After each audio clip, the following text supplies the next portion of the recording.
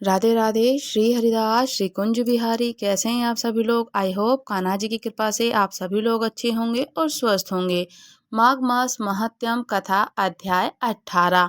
पुलत्स्य जी से राजन दिलीप पूछते हैं कि मुझे श्री कृष्ण जी के प्रादुर्भाव का वर्णन कीजिए। सविस्तार सुनने के लिए मैं प्रसन्नचित हूँ और उद्गत हूँ। मैं चाहता हूँ कि श्री कृष्ण जी के प्रादुर्भाव का वर्णन सुनूं, जिससे कि संसार को, जन को, लोक कल्याण के लिए, आप संसार को सुख देने के लिए श्री ठाकुर जी की मुझको वर्णन का सविस्तार से वर्णन कीजिए।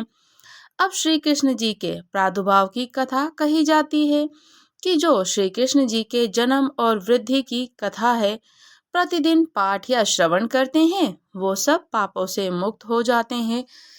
जब भी श्री कृष्ण जी का नाम लिया जाता है, हरि नारायण जी का नाम लिया जाता है, उनका पूजन अर्चन विधि विधान से फल फूल धूप दीप नैवेद्य उनको समर्पित करके उनके नाम के मंत्रों का उच्चारण किया जाता है। पंचाक्षर मंत्र, अष्टाक्षर मंत्र, द्वादक्षर मंत्र, षण्णाक्षर मंत्र, महामूल मंत्र, सहस्त्र अर्जुन का पाठ या विष्णु सहस्र नाम का पाठ, गोपाल सहस्र नाम का पाठ ठाकुर जी का किया जाता है। ठाकुर जी बड़े ही प्रसन्न होते हैं और रुद्राक्ष के 108 मोतियों की दाने की माला हो तो उनका नाम उच्चारण किया जाए तो वो माला भी सिद्ध हो जाती है और हरि नाम का स्वयं सिद्ध हो जाता है, वह मंत्र भी। इनका पाठ करने से, श्रवण करने से हमारे नित्य प्रतिदिन जो नए पुराने पाप होते हैं वो सभी मुक्त हो जाते हैं। पूर्व काल में जो प्रजाओं के स्वामी थे वही महादेव श्री कृष्ण जी की लीला के लिए इस समय मनुष्यों में अवतीर्ण हुए हैं। जब ठाकुर जी का प्रादुर्भाव हुआ तो महादेव जी भी तो लीला करने आएंगे ही ना। तो महादेव जी भी लीला करने उनके द्वार पे पहुंच गए कि मैया यशोदा, मुझे ठाकुर जी का आप दर्शन कराइए। तो उनकी लीला के लिए भी महादेव जी वहाँ पे अवतरण हुए थे। और कहते हैं कि जब पूर्व जन्म में देवकी वासुदेव जी ने तपस्या की थी तो उसी के प्रभाव से वासुदेव जी के द्वारा देवकी के गर्भ से भगवान श्री हरि नारायण जी का कृष्ण के रूप में प्रादुर्भाव हुआ। और उस समय उनके नेत्र कमल के समान शोभा पा रहे थे, उनके 4 भुजाएं थीं, उनका दिव्य स्वरूप मनुष्य का मन मोह लेने वाला था। वो जब भी किसी को देखते, उनकी गोप सखियां ग्वाले उनको देखते ही उन पे मंत्रमुग्ध हो जाते। श्रीवत्स से चिन्हित और शंख चक्र गदा पद्म धारण किए लक्षणों से युक्त भगवान जी के दिव्य विग्रह को देखकर वासुदेव जी बोले कि प्रभु, इस रूप को छिपा लीजिए, मैं कंस से डरा हुआ हूँ, इसलिए ऐसा कहता हूँ। उसने मेरे 6 पुत्रों को, जो देखने में बहुत ही सुंदर थे, उन्हें मार डाला है।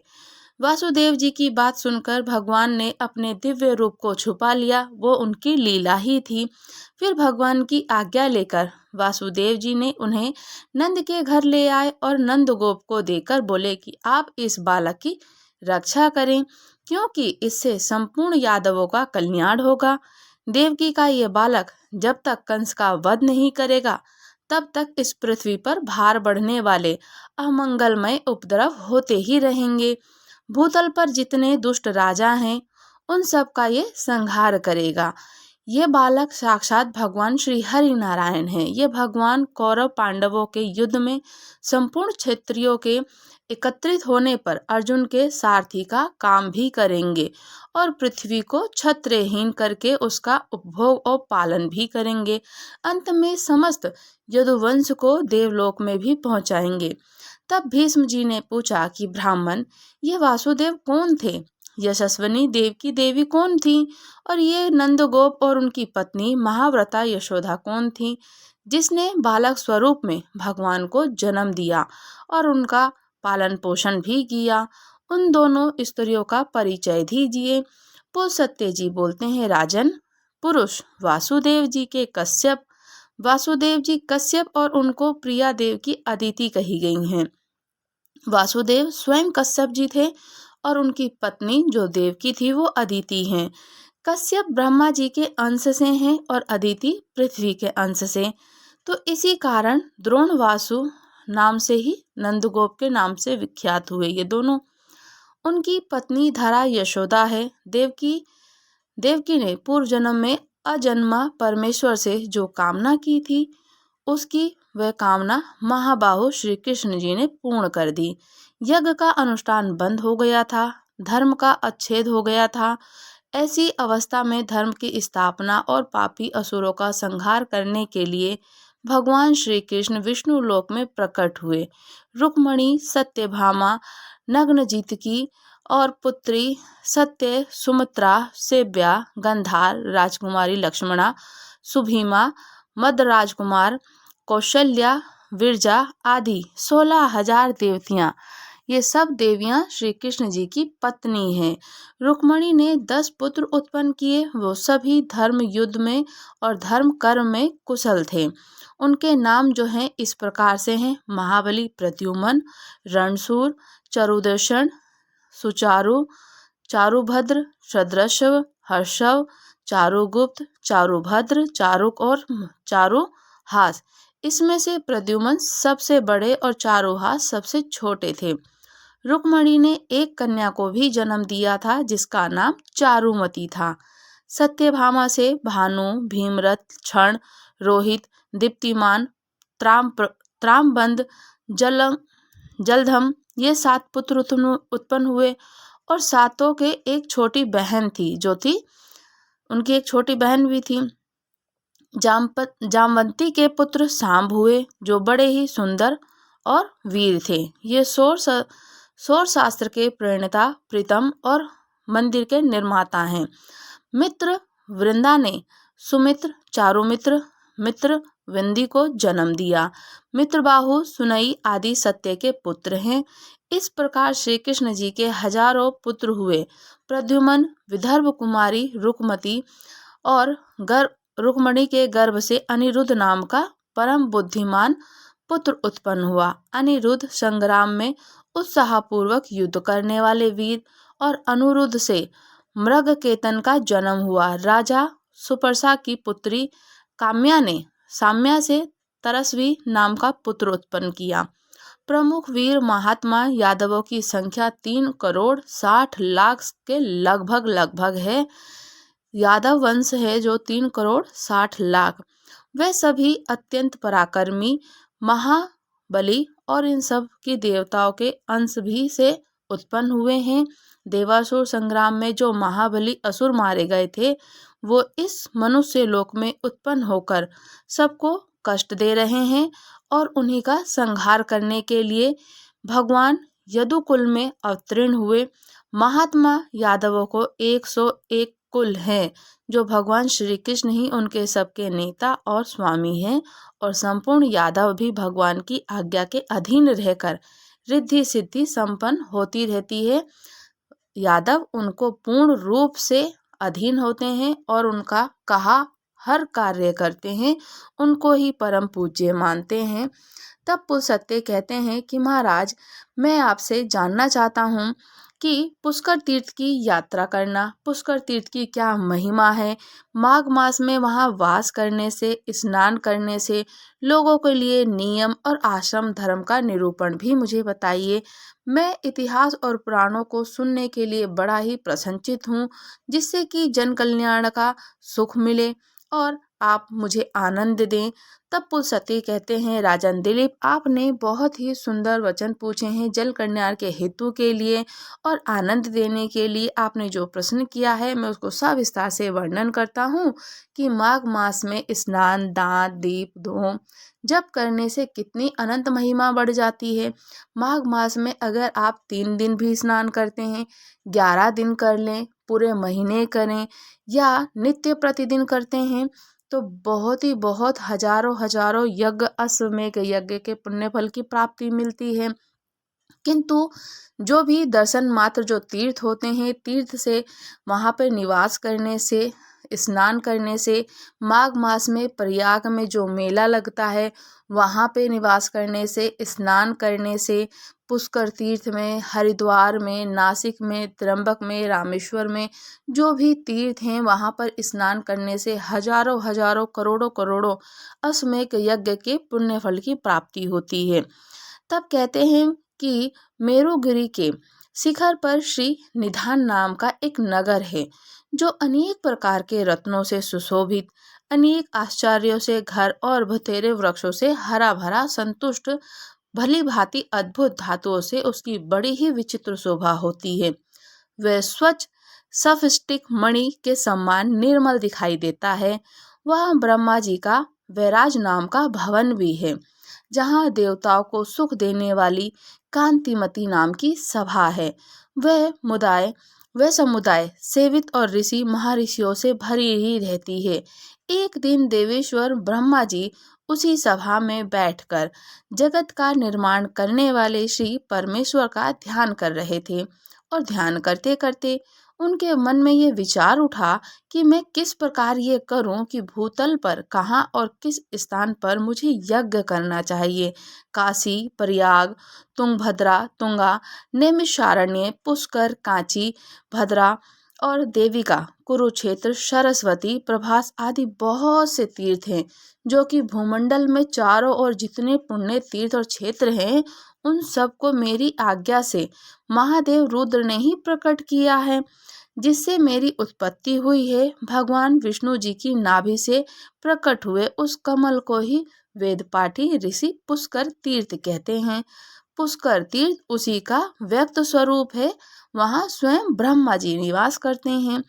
इस प्रकार विचार करते करते प्रजापति ब्रह्मा के मन में ये बात आई कि अब मैं पृथ्वी पर चलूं, और ये सोचकर वे अपनी उत्पत्ति के प्राचीन स्थान पर आए और वहां के उत्तम वन में प्रविष्ट हो गए, जो अनेक प्रकार के वृक्षों से, लताओं से व्याप्त, भांति भांति के फूलों सुशोभित से पहुंचकर उन्होंने क्षेत्र की स्थापना भी की थी, जिसका यथार्थ स्वरूप वर्णन करता हूँ।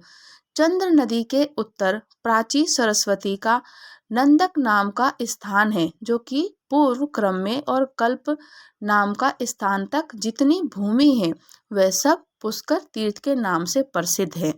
इसमें लोककर्ता ब्रह्मा जी ने यज्ञ करने के निमित्त वेदी भी बनाई है।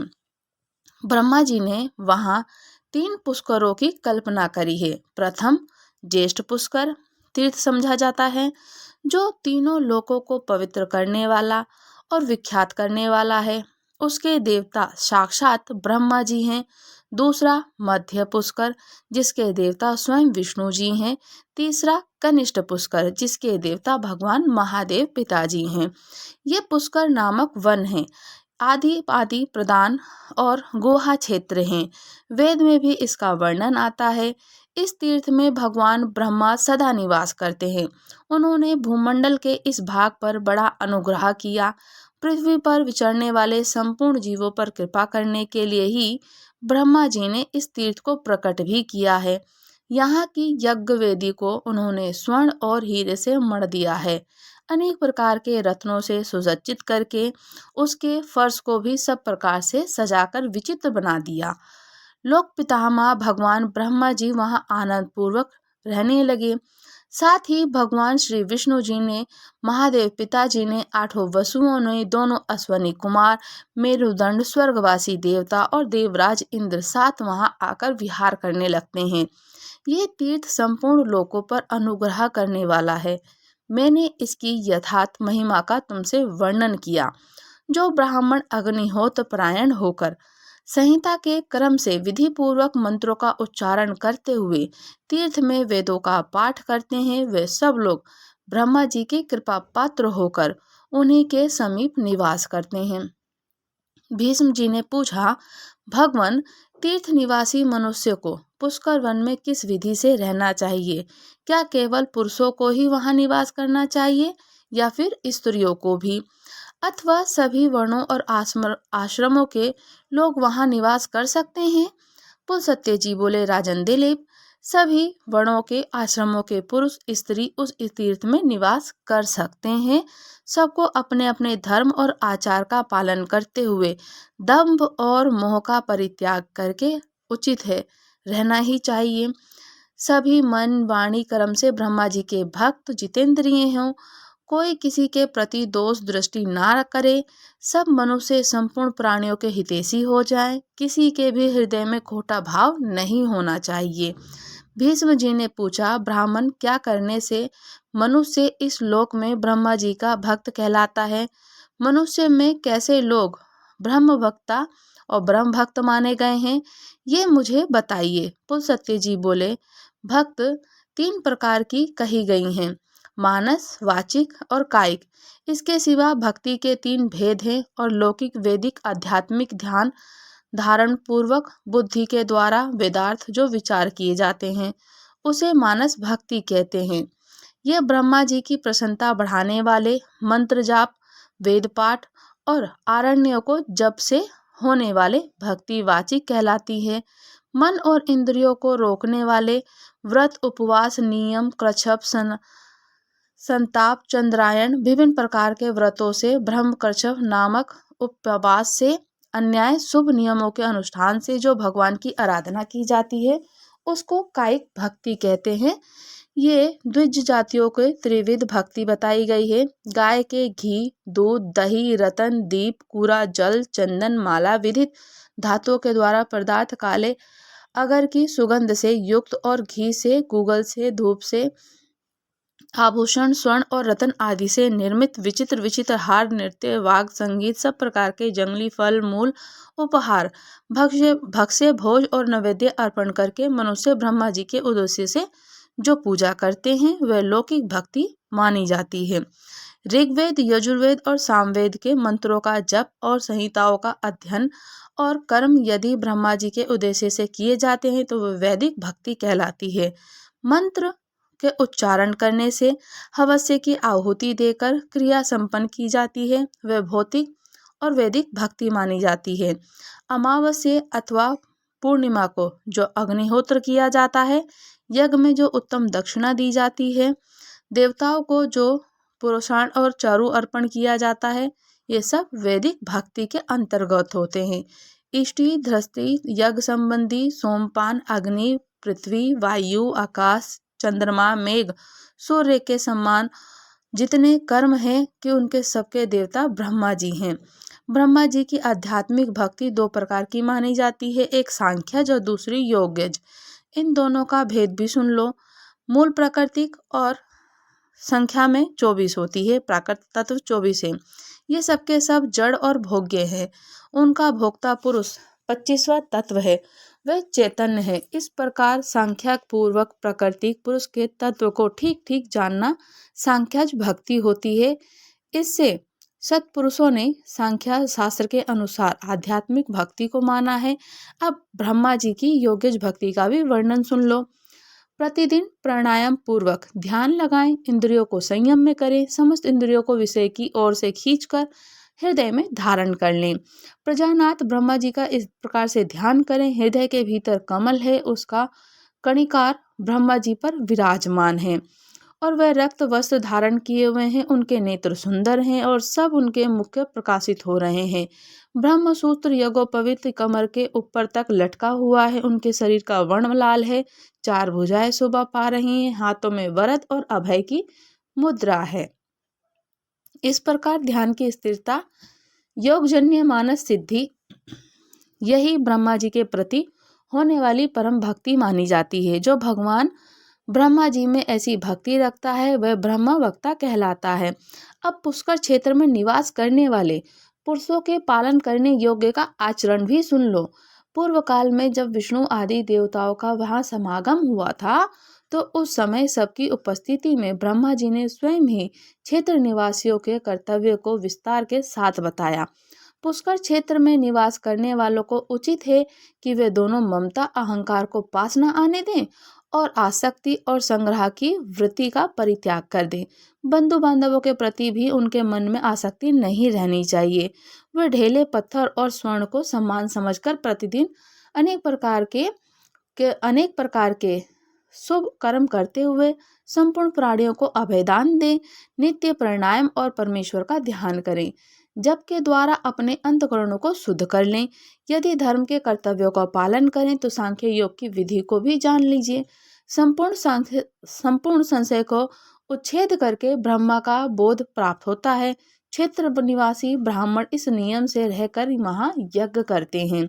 अब पुष्कर वन में मृत्यु को प्राप्त होने वाले लोगों को भी क्या फल मिलता है उसे भी सुन लो। वह लोग अक्षय ब्रह्मा सादृश्य को प्राप्त होते हैं जो दूसरों के लिए सर्वथा दुर्लभ है। उनसे उस पद की प्राप्ति होती है जहाँ जाने पर मृत्यु प्रदान करने वाला जन्म नहीं ग्रहण कर पाता ना, तो वह पुनरावृत्ति के पथ का परित्याग करके ब्रह्म संबंधी पराविद्या में स्थित हो जाता है। तब भीष्म जी ने कहा कि ब्राह्मण, पुष्कर तीर्थ में निवास करने वाली स्त्रियां, मलेच्छ, शूद्र, पशु पक्षी, मृग, गूंगे, जड़, अंधे, बहरे प्राणी जो तपस्या और नियमों से दूर हैं, उसकी किस गति से प्राप्ति होती है, ये भी बताइए। तब पुलस्त्य जी बोलते हैं कि पुष्कर क्षेत्र में मरने वाले मलेच्छ, शूद्र, स्त्री, पशु पक्षी, मृग आदि संपूर्ण प्राणी ब्रह्मलोक को प्राप्त होते हैं। वह दिव्य शरीर धारण करके सूर्य के समान तेजस्वी विमानों पर बैठकर ब्रह्मलोक की यात्रा करते हैं, जो कि पशु पक्षी, कीड़े मकोड़े, चींटी, तलचर, जलचर, स्वदेज, अंडज और उद्भिज, जरायुज और प्राणी यदि पुरुष वन में प्राण पुष्कर वन में अपने प्राण त्यागते हैं तो सूर्य के समान कांतिमान विमानों पर बैठकर ब्रह्मलोक में जाते हैं। जैसे समुद्र के समान दूसरा कोई जलाशय नहीं, वैसे ही पुष्कर के समान कोई दूसरा तीर्थ नहीं।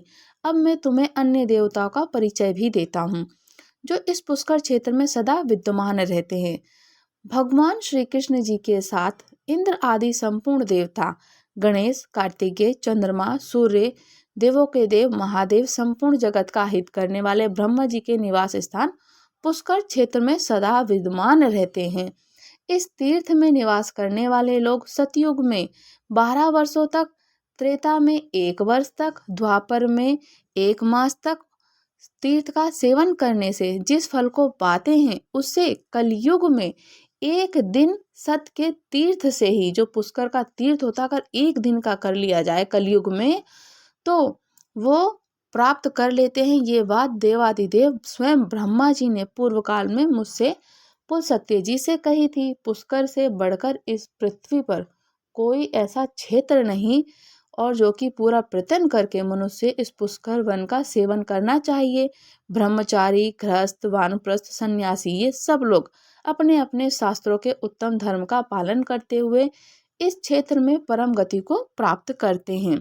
धर्म और अर्थ तत्व को जानने वाले पुरुषों को चाहिए कि उनकी आयु के 1/4 भाग तक दूसरों की निंदा से बचकर ब्रह्मचार्य का पालन करते हुए गुरु अथवा गुरु के पुत्र समीप को निवास करें, गुरु की सेवा करें, जो समय बचे उसमें अध्ययन करें, श्रद्धा आदर पूर्वक गुरु का आश्रय लें, गुरु के घर में रहते हुए गुरु के सोने के पश्चात खुद स्वयं सोएं, उठने से पहले ही उठ जाएं, गुरु के उठने से पहले उठें। शिष्य के करने योग्य जो कुछ सेवा होती, जो भी कार्य होता है वो पूरा करना चाहिए। सब कार्यों में कुशल हो, पवित्र, कार्य दक्ष, गुणवान बने रहें। गुरु को प्रिय लगने वाला उत्तर है, इंद्रियों को जीतकर शांत भाव से गुरु की ओर देखें और गुरु को भोजन कराने से पहले स्वयं भोजन नहीं करना चाहिए। पहले उन्हें भोजन कराएं, फिर स्वयं भोजन करें। गुरु खड़े हों तो स्वयं भी ना बैठें, खड़े ही रहना चाहिए। उनके सोए बिना शयन ना करें।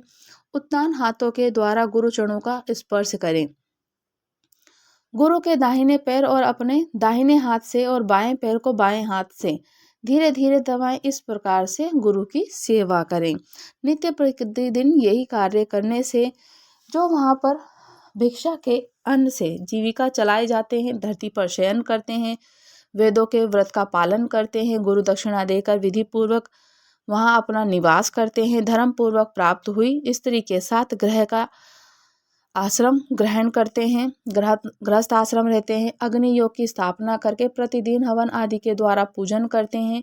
फिर उसका नित्य प्रतिदिन वहाँ पर जो निवास होता है, कहते हैं कि गृहस्थ पुरुष सदा ही अतिथियों का सत्कार करते हैं। जो वेद विद्या हमें क्षत्रिय, वेदों परगामी, अपने कर्म से जीविका चलाने वाले जितेंद्रिय, क्रियावान, तपस्वी, उन्हीं श्रेष्ठ पुरुषों के सत्कार के लिए तुरंत काव्य विधान प्रदान किया गया है।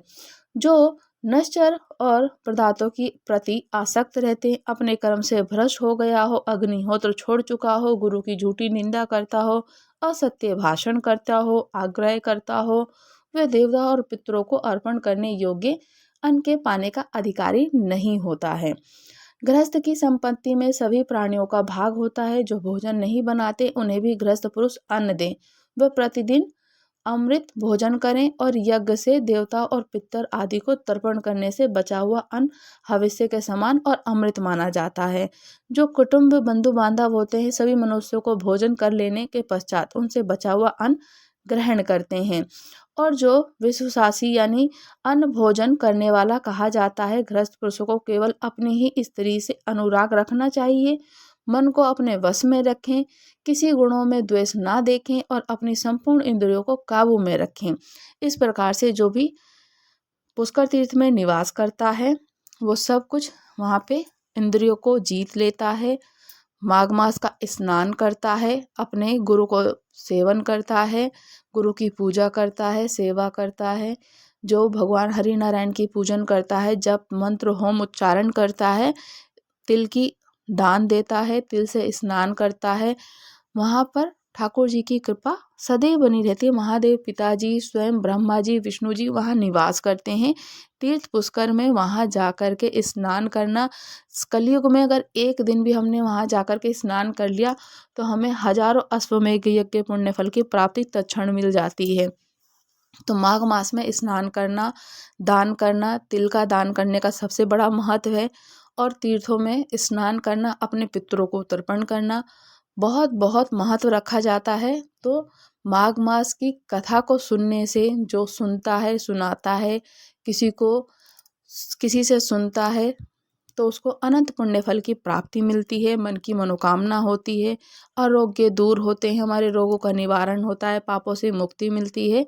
माघ मास महात्म्य अध्याय 18 समाप्त हुआ। राधे राधे। श्री हरिदास श्री कुंज बिहारी। अगर आप लोग हमारे चैनल पर नए हैं, चैनल को लाइक शेयर सब्सक्राइब करना बिल्कुल ना भूलें और मुझे कमेंट्स करके ज़रूर बताइएगा कि आपको कथा कैसी लगी। राधे राधे। श्री हरिदास।